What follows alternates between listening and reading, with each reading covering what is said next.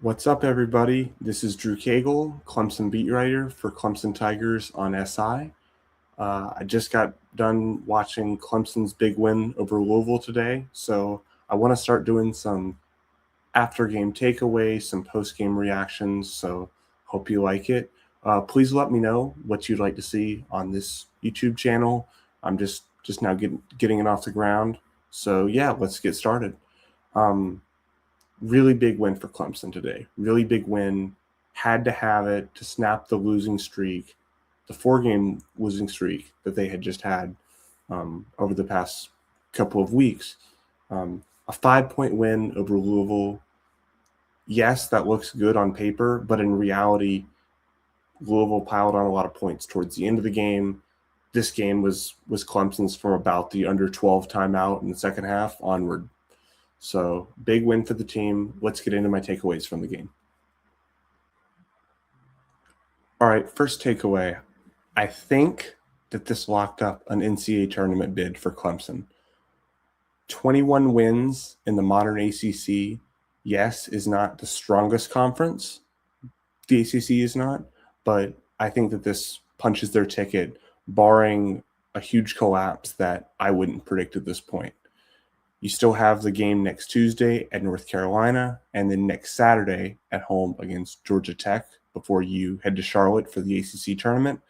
But at this point, I just think that Clemson has earned it. I think that they've gotten enough high-quality wins, particularly in ACC play against a Miami, an SMU, a Louisville.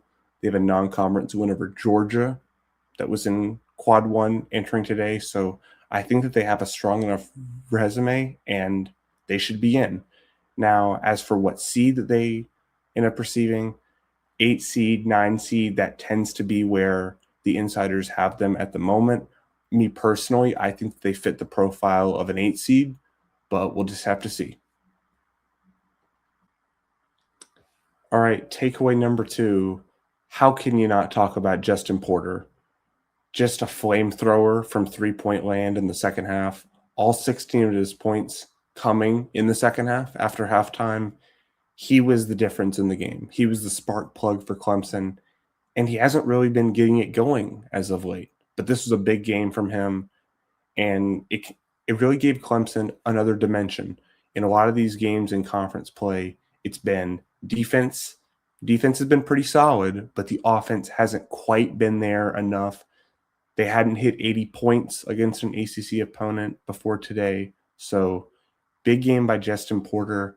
After the game, talking about him getting his rhythm back and the way he's been playing and just trusting in himself and the prep that he's had.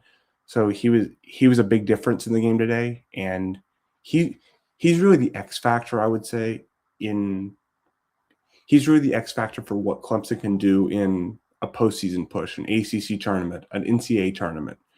He's that guy that can take them over the top with the 3-point shooting, with the spacing, because Clemson today started in the first half pounding the ball inside again and again and again, and Louisville eventually brought the bigs down, started to collapse down, and then that opened up the 3-point attack by Clemson. So big game by Porter, and yeah, that's takeaway number 2.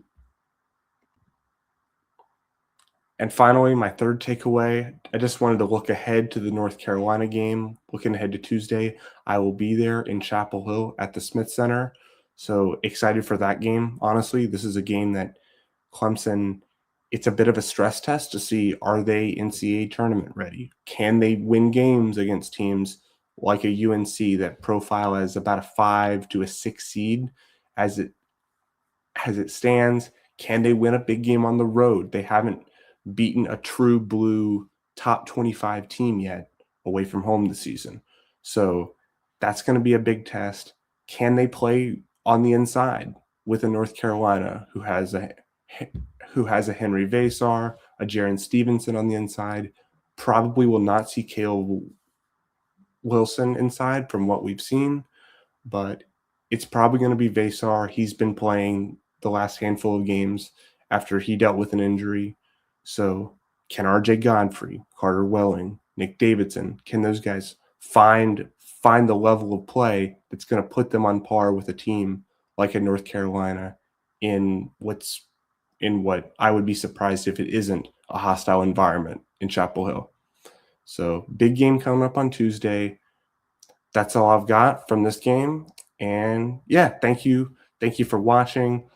Make sure to let me know again what you think about these kinds of videos and what you would like to see on the channel moving forward. So until next time, this is Drew Cagle and signing off.